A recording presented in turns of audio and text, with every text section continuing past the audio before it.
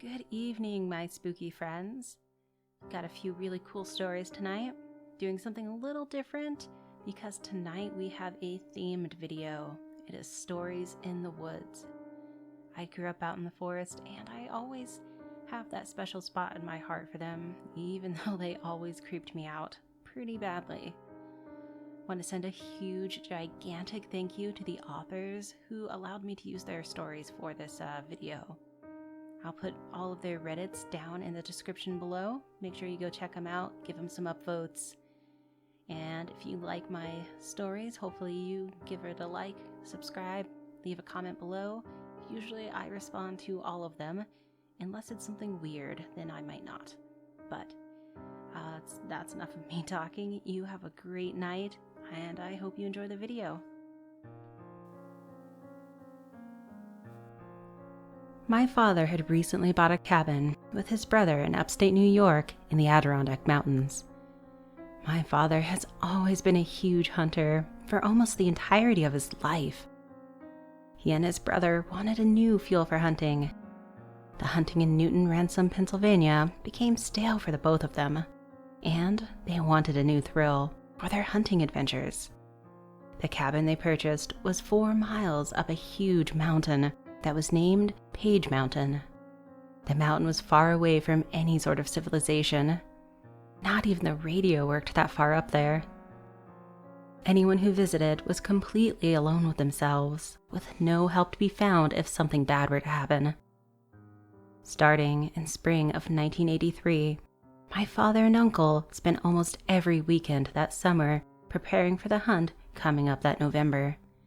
They tirelessly worked every day as they had a lot to do and little time to do it.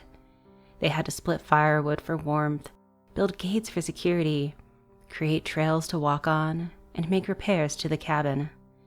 The work took them months to complete, but finally, they were ready for their fall hunt. The very first season they went was a huge success. They both shot a deer with a rack over 10 points and came home with smiles on their faces. The next year wouldn't go so well. The next year, my mother asked if we could plan a short family trip for about 4 days to the cabin to enjoy the fall foliage. As it was beautiful in New York, the assortment of autumn colors was really something to admire and love. My father agreed and we got ready to go on vacation. My mother wanted the whole family to go, which included my father, my sister Elizabeth, her husband Ross, my nephew Owen, and of course myself, Jeff. My sister and I had quite the age gap between us. She was 15 years older than me. Owen was 10 years old at the time. I was really getting into photography. I was sure to bring my brand new camera with me, as I could get great shots of nature while we were there. So I thought. We got ready for the trip, and we all packed into my father's 4-door pickup to save money on gas. There wasn't much legroom, and the entire car was cramped. We packed our luggage and my dog old Hank in the back. He was a good hunting dog, but his days were becoming numbered. He didn't bark much anymore, run, or anything. He was becoming a grumpy old man, but we still brought him because we didn't want to leave him home alone for the weekend. I wish we did leave him home. We drove along the highway for what seemed like an eternity because of how uncomfortable the car was. At this point, everyone was silent because we were at each other's throats, and we were in close quarters.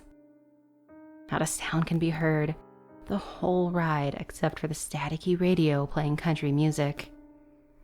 After driving for hours, we finally made it to the base of the mountain which the cabin was on top of. It was nearing dark when we first started up the mountain. We were all becoming restless because we were all cramped in the car for hours, and we were ready to get out. After about 15 minutes of driving up the mountain, I saw a huge pile of deer guts right off the path of the road in a ditch. And when I looked farther into the woods, about 20 yards off the road, I saw what looked like the body of a skinned deer. It gave me the creeps, as I wasn't really a fan of blood and gore. But I didn't think much of it, because we were in the middle of hunting grounds where stuff like that happens all the time. We finally made it to the road which our cabin was on. My father had to get out to unlock the gate leading to our cabin. When I looked to my left, I saw what looked like the head of a moose in the forest. I got super excited and tried to find my camera to snap a picture, but it was in the back of the truck with the rest of the luggage. Sadly, I was not able to take a picture of the animal. My father hopped back into the car and drove down the trail and finally made it to the cabin. We all jumped out of the car and expressed joy that we had finally made it. We opened the cabin doors and saw that the place was one giant open room, and there were only 3 beds, which meant I had to sleep on the hard and uncomfortable couch, while Owen took the bed. Everyone went and laid on their respective beds, including the dog, which laid on the end of my parents' bed. My dad made a fire and went to lay on his bed like everyone else. While everyone was planning on taking a short rest and then unpacking their truck for their luggage and pajamas, they instead all crashed, fully clothed and all. I, however, could not. The couch prevented me from doing so. So, to pass the time, I decided to go out to the truck and get my camera to set it up and get ready for the next day. I went outside with my flashlight that was working poorly. The light flickering on and off was just enough for me to locate my camera in the back and grab it. Just as I grabbed my bag, the light stopped working completely, so I had to feel my way back to the cabin. As I was walking back, I felt an eerie presence to the left of me, and I looked over and stared into the black of the night. As I stared, I heard the sound of a hoof and figured it was the moose, and I thought it would be perfect to get a picture. I pointed my camera where I believed the moose was standing, and I took a picture. The flash illuminated the night, and I was able to see antlers of an animal. I believe the animal was a moose or a deer of some sort. As soon as I took the picture, the creature ran away into the night. I proceeded to go back into the cabin. After tossing and turning all night on the uncomfortable couch, I was finally able to fall asleep. That morning was the last to wake up and woke up to the smell and sound of crackling bacon. My father was cooking breakfast, and my mother was taking a shower. My sister, nephew, and brother-in-law were out exploring the trails that my uncle and father created prior to the trip. I woke up and immediately went outside to see if there was any evidence of what I thought was a moose that night. Sure enough, there were tracks on the side of the cabin. It was strange, though, because there was only 2 hoof marks instead of 4. Maybe the ground was just hard and the tracks didn't show up. Later that day, me and my mother decided to take the truck and go to town for some supplies. We were ill prepared because my mother did not realize how far away from civilization we were. While in town, we bought various things to help, such as a flashlight, lighters, winter coats, etc. As we walked out of the store, I noticed someone across the street, approximately 40 yards. It looked like a Native American man, and he seemed to be waving and yelling at me, but no words came out of his mouth. When I turned to my mother to point out the man, he was gone. I figured he just left and was trying to talk to someone else. I didn't say anything about it because my mother was easily spooked and would get paranoid. I would save myself the stress and not say anything. In hindsight, I probably should have said something. We made it back to the cabin after being gone for about 3 hours, and everyone was having a good time. My nephew was telling me about the cool trails and the animals he spotted, while my sister and her husband were taking a nap after the long walk they had with Owen. My father was outside preparing a bonfire for us for later that night so we can enjoy our relaxing night by the fire and roast marshmallows and whatnot. The day went along great. I took walks on the trails, taking pictures of the animals and birds I spotted, while the rest of the family stayed back at the cabin. It started nearing dusk, and my family was getting ready to start the bonfire, so as I made my way back, I heard trotting in the woods and immediately got excited as I thought it could be the moose again. And they were quite rare to spot in the Adirondack Mountains. But for some reason, it kept revealing itself to me. I got my camera ready to take the picture, but I couldn't spot it. It must have ran off. By the time I made it back to the campsite, it was already pitch black out, but I could see my family gathered around the bonfire, so I joined them. We had a good time. We were telling stories, both comical and scary, while roasting our marshmallows and making s'mores.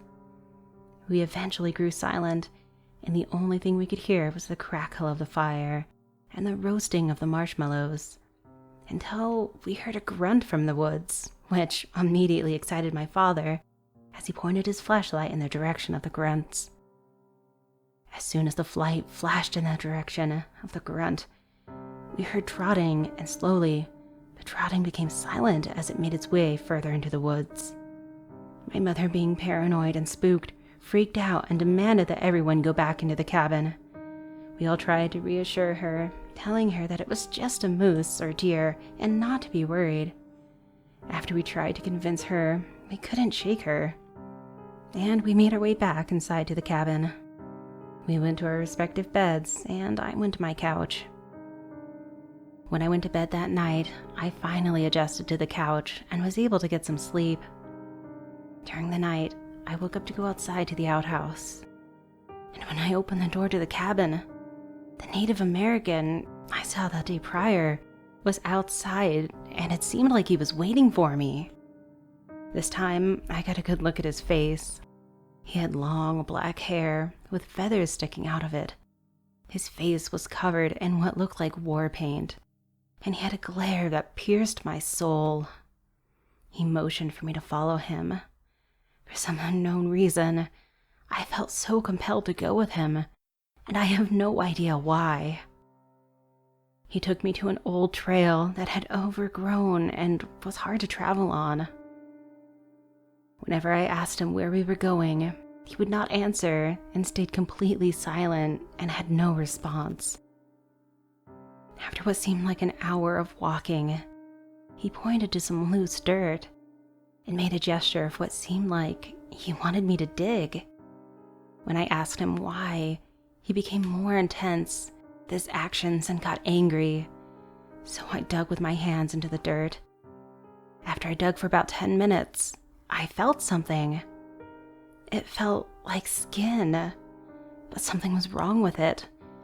It felt like touching a chicken breast. It was slimy and gross. When I pulled it out, it was the skinned body of a small creature, and I freaked out and threw it.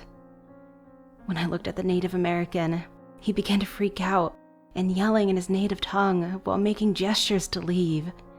He wanted me to get out, and then I woke up, and it was morning, and my father was doing the same thing he was the day before, cooking breakfast. I was very shaken by this entire event. I told myself it was only a nightmare and didn't think much of it. The day went by, the same as the day before. We enjoyed the day, walking on different trails, and ended the night with a bonfire. We eventually all went back inside to go to bed. Late in the night, old Hank got very anxious, as if he had to go to the bathroom. So I opened the cabin door and let him out.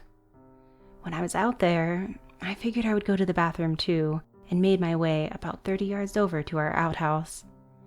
As I opened the door to the outhouse, I heard Hank howl like he was chasing a rabbit, and then I heard him run away. I quickly went to go chase after him with my flashlight and followed his howling. I heard him go off the road.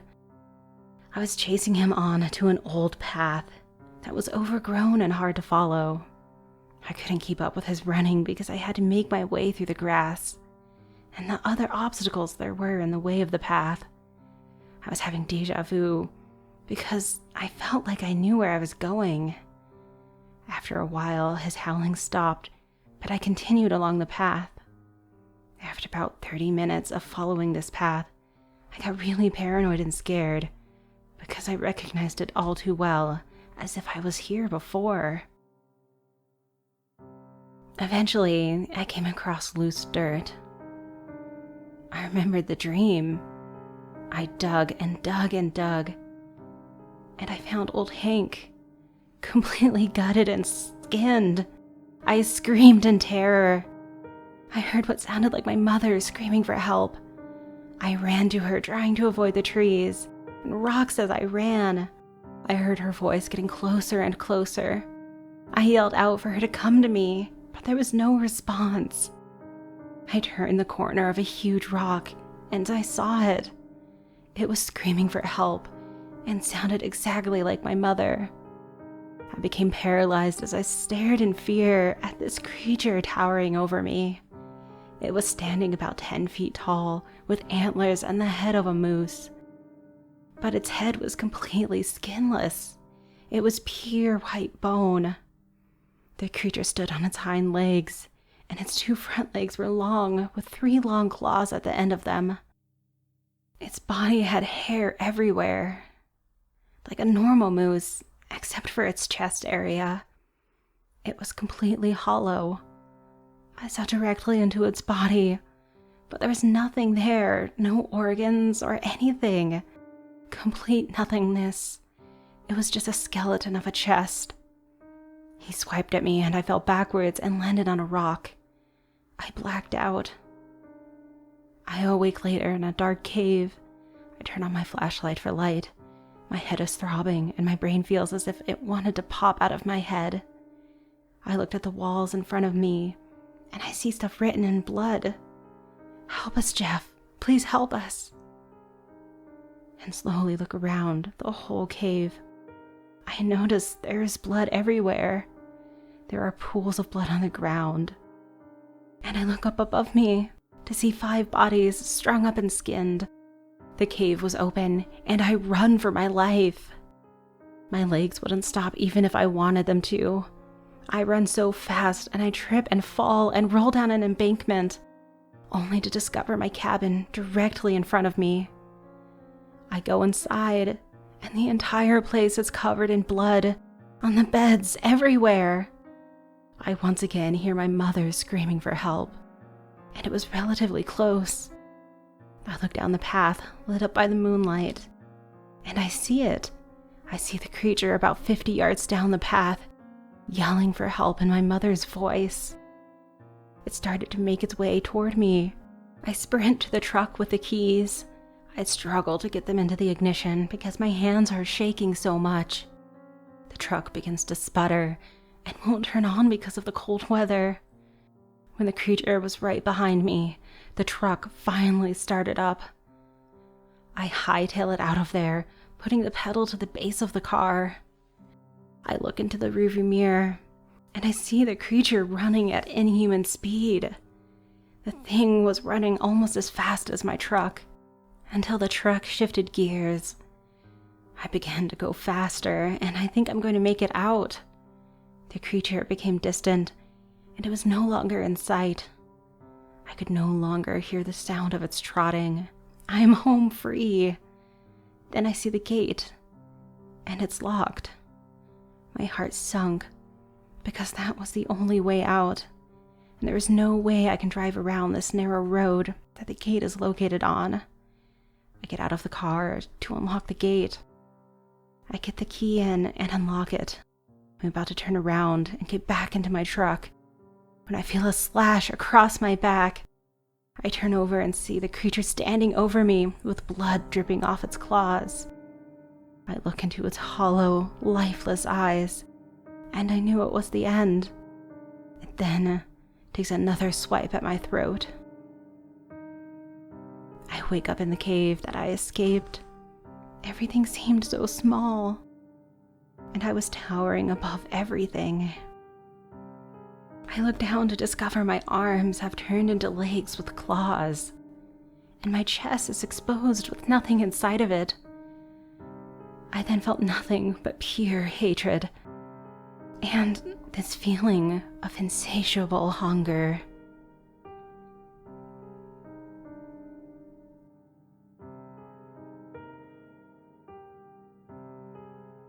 Saturday, 11:30 a.m.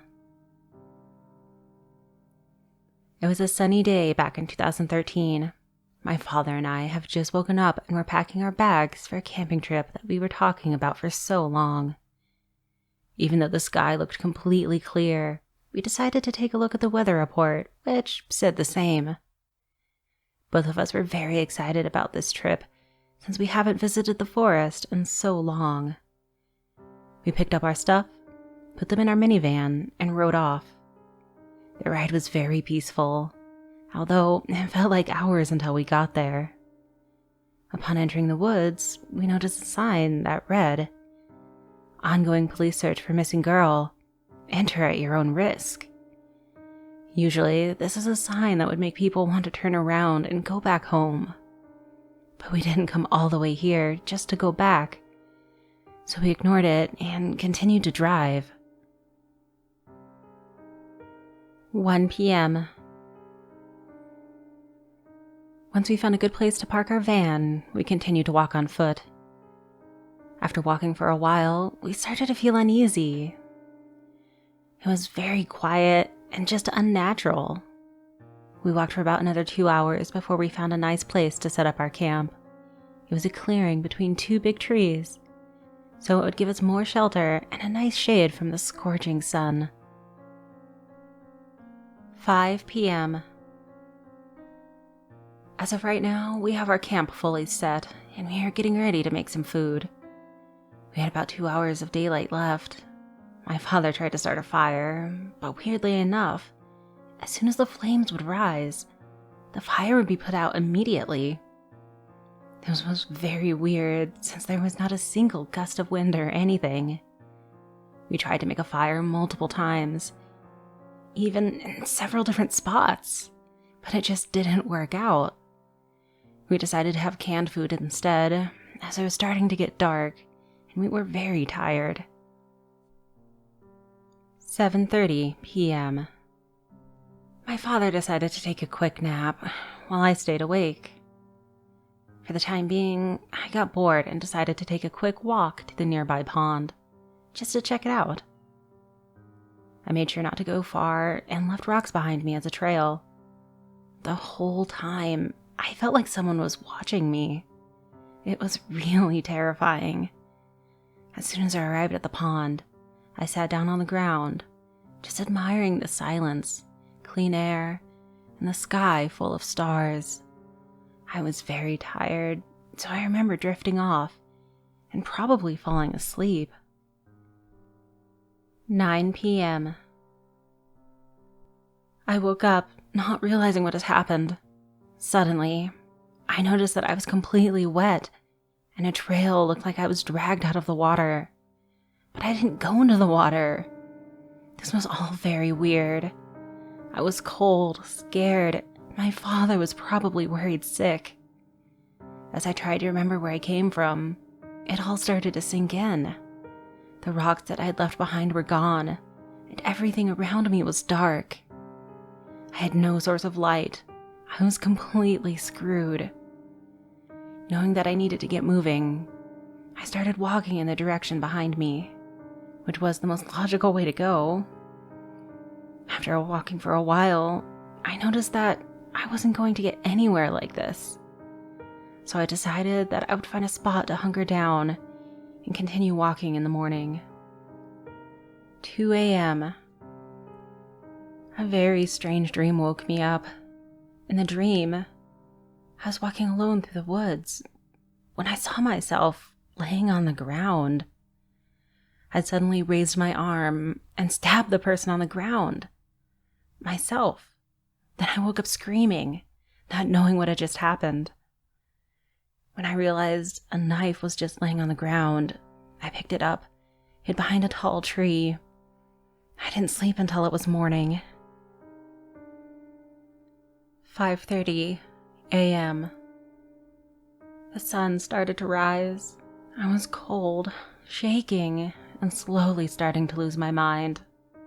Knowing that I had to find the campsite ASAP, I decided to get up and continue walking in the direction I was originally headed for. The walking felt like hours, one of the worst in my life. As I reached the destination that looked just like our campsite, My heart dropped. It was empty. No tents. Nothing. It was just like nothing was ever there. I looked around and noticed it was the exact same area we had set our camp in. Thoughts started racing through my mind. Am I dreaming? Did my father leave me? At this point, there was nothing I could do other than keep walking and hope to find an exit out of here. 2 p.m. After walking for hours, I finally found some berries and a pond to drink water from. But the forest seemed endless. I was always coming back to the same spot, over and over, despite walking in one direction only. This was creeping me out. I didn't know what to do. 8:30 p.m. I had finally given up trying to find an exit. I sat behind a bush, trying to think of what is happening and figure out my next move. There was nothing I could possibly do. I had to get sleep that night. After about an hour of just sitting there, I finally heard the first sound in more than a day of being here. It was a sound of branches and sticks breaking. Someone was walking. I decided not to move or speak while clenching my knife and praying for the best. As the footsteps were getting closer, I noticed it was a girl. She looked around 18. She had dirty clothes, long and messy hair. She approached me, not being surprised that she saw me. I broke the silence by asking, "Who are you?" She replied, "My name is Emily. I'm the missing girl you have probably heard about." "What is this place?" I asked. She said, in a muffled but confident voice, "This is a mysterious forest where if you enter, a demon will lure you to his pond. And if you fall asleep anywhere too close to it, it will drag you inside and drown you. Then you will wake up in this kind of dream, where you will always be stuck, forever. Unless you drown yourself in this pond again, then you will get a second chance to get the hell out of here before he takes you again." I was confused. I mean, this all sounded like a sick story. But there was really nothing else that guy could do. I asked her, "So you're saying I need to drown myself in order to..." But she was already long gone. Knowing that this was my only resort, I made my way back to the pond I was originally at earlier. Not giving it a second thought, I jumped in. Saturday, 7:30 p.m. I felt my eyes slowly open, and I looked around, realizing I was in the exact same spot I fell asleep the first time. I looked at my watch, and it read, Saturday, 7:30 p.m. This was insanely weird at this point. I frantically jumped up and started running the original path I had come from. I found my father still sleeping in one of the tents. I didn't waste a single moment, so I woke him up, telling him we needed to leave immediately. He was hesitant, but after multiple tries he got up. We packed our things and went back to the van. As he started driving, he asked me what was going on and why I wanted to go home so early. Something told me I should not tell him, so I just told him I was not feeling good and that I wanted to go home. 9 p.m. We were about to exit the forest when I turned around to take a last look. I saw that girl standing behind the big missing sign. Her eyes were completely black, and she stared right at me. This was the last time I have ever camped or gone anywhere near this forest again. 2 years later. It has been a while since that incident happened, and I am now reflecting on everything I experienced there. This was something truly terrifying. Many will say it's fake, but I know it's not. I experienced all of it. After doing some research, I noticed that a girl went missing in the same forest all the way back in 1996. Many people visited that forest before me, but they were never found. I can just say this: I'm very lucky to be alive, and I will never forget this chilling experience.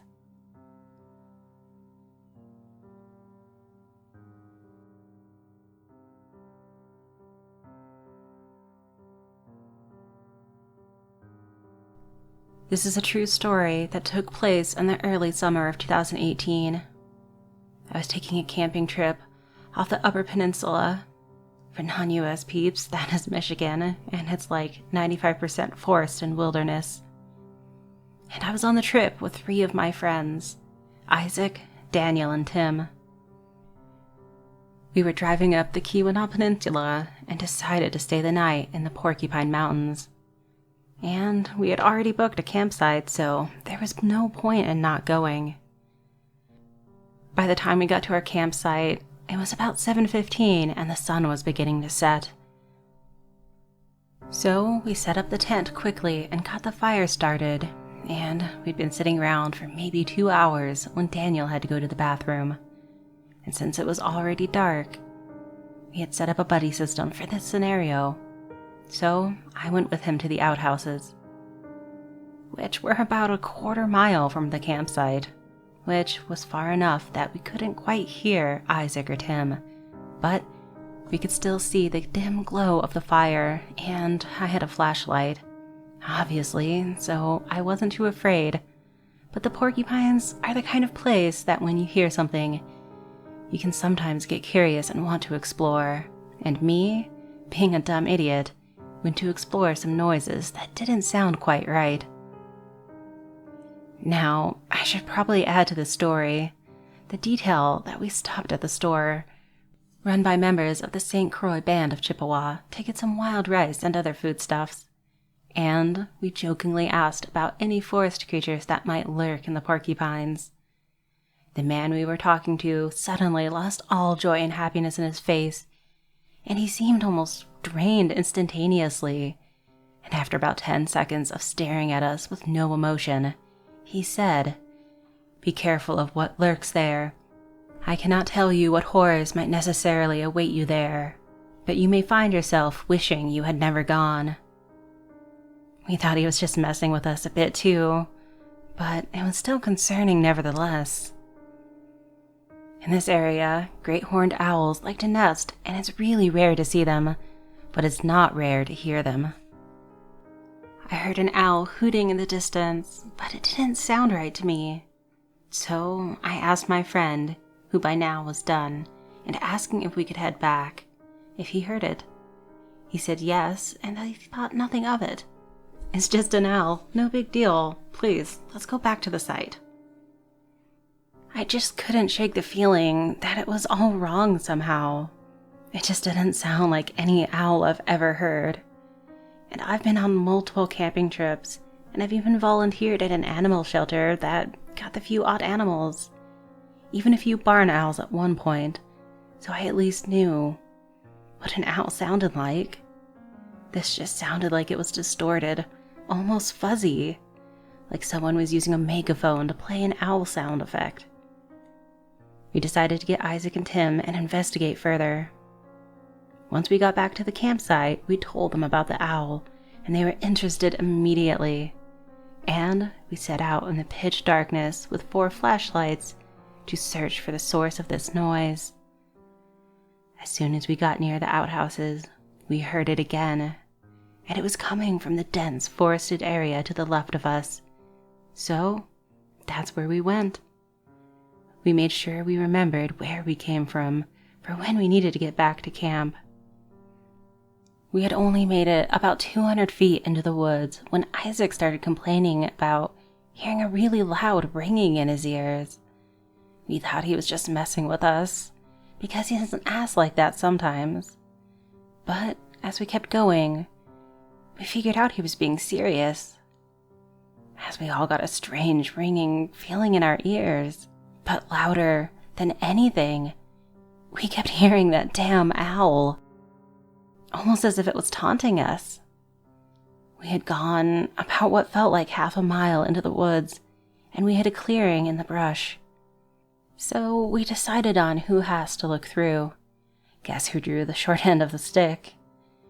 I peered through brambles only to see a towering gray figure, probably about 8 or 9 feet tall, wearing nothing but a severed deer head. And it was hunched on the ground, gnawing on something that was clearly a dead animal of a very large variety. I didn't stick around very long to see what it was, though. I tried to make as little noise as possible, and, in my moment of paralyzed fear, realizing that this was probably the source of not only the ringing noises, but the owl as well, and motioned to my friends to head back slowly as to not make any noise, and to head back to the campsite.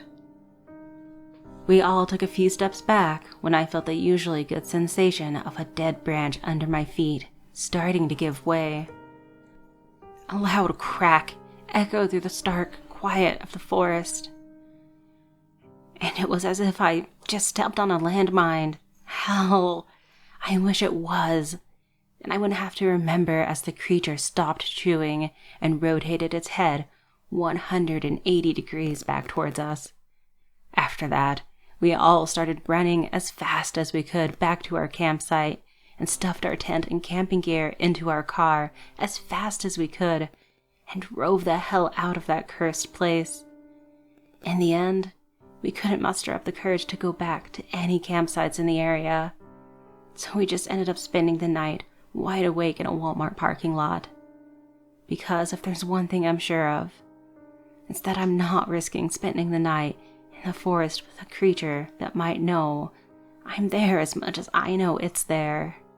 Especially one as dangerous as whatever the fuck that thing was.